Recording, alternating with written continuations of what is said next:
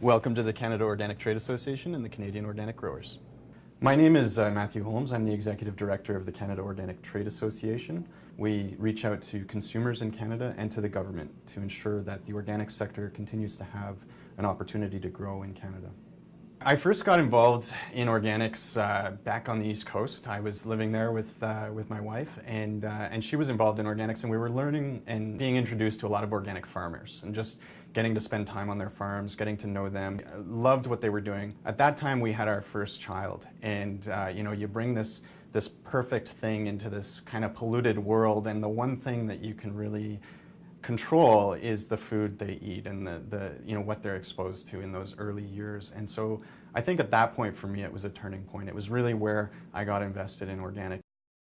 Somebody who would like to become an organic producer has to basically start educating themselves. The first step is the transition to the new system, and so that can take a couple of years.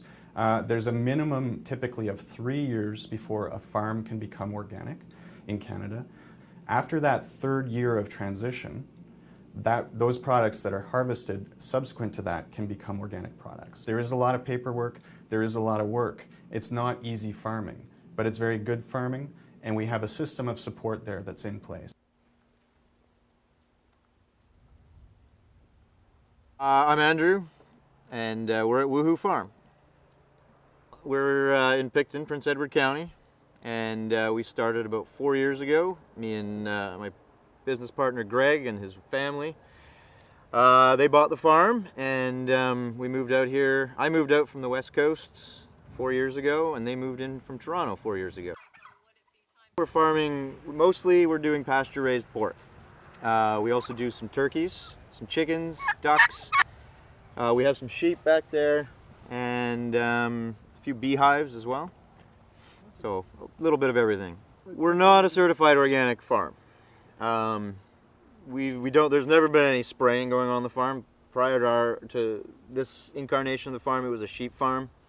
And so there was never any spraying or anything like that. So the land is organic, probably certified organic if we wanted to go through the process. Basically, bureaucratic nightmare. That's the difference. We would have to go through the steps. We have to pay a lot of money to get the inspectors to come out to certify us. I don't actually know. We haven't really looked into going organic, and I don't think we're going to, just because we're doing things traditionally, and I think that's good enough. Well, I think one of the advantages of certification, of certified organic, and it's very important to us, is that it's the contract with the consumer. Unless you personally know your farmer and you can spend time on their farm a few times a year, and you know their children, and you know their animals, and you go out and walk the fields with them, and you know how they produce. And many of us don't have that opportunity anymore, unfortunately. So without that, with the chain of custody and with today's products, which are being sourced all over the place, both in Canada and abroad, that are being multi-ingredient products, even the shipping of those products, where apples or pears might be in a truck with other products and they're fumigating the truck before they ship. The organic standards are there to show and provide that chain of custody all the way through for the consumer, so the consumer knows when they see that organic logo on the product, they know that somebody's there checking all the way along, because it's not just the farmer who planted the seed and grew that product, it's all the way until it gets to the consumer. Well, my name is Colin Campbell. Our family moved here in 1969, and the farm's been growing apples and fruits and vegetables for well over 100 years in Prince Edward County. And we've just carried on the tradition, and we've been doing it full-time, Diane and I, since 1982. It's nearly impossible in Ontario to grow organic because of all the wild apple trees growing in fence rows and neighbors' yards, and just the pest pressure is impossible. Don't get the organic thing wrong. Organic apples are actually sprayed more, just with products they deem organic. It's just different products, but all ours are 100% government approved and tested, and all our apples are inspected by the government, who come in regularly and take samples of everything that we grow. Organic farms would spray things like copper, which is a fungicide. They'll use a nicotinoid, which is like nicotine, which is again all natural, but nicotine, if it's killing something, it's a pesticide. A lot of people will criticize organic that it still uses pesticides, and of course it does. A ladybug is a pesticide if you're using it to control a pest pressure. And then there's organic insecticide referred to as rotenone, which is from some roots in Africa, but it's the only chemical that's been directly linked to Parkinson's, and that's a fact. And I had a person here covering all our birdhouses. We have 30 birdhouses through the orchard, and he was dusting them all with rotenone, and he felt that he was safe because it was organic, and he was covered in rotenone.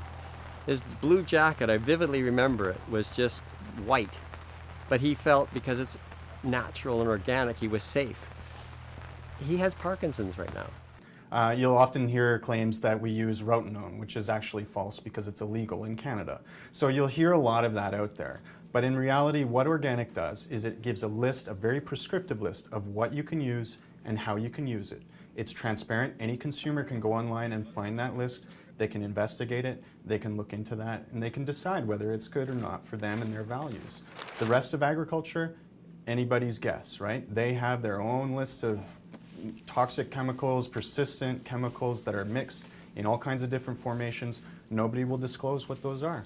And what we do is we are fully about transparency. We say what we're using, how we're allowed to use it, and anything that goes into our system has been totally scrutinized by an expert committee.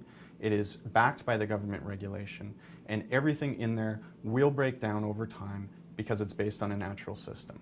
Yes, we do use some things that if you were to ingest them directly or apply them to your skin would be caustic or toxic.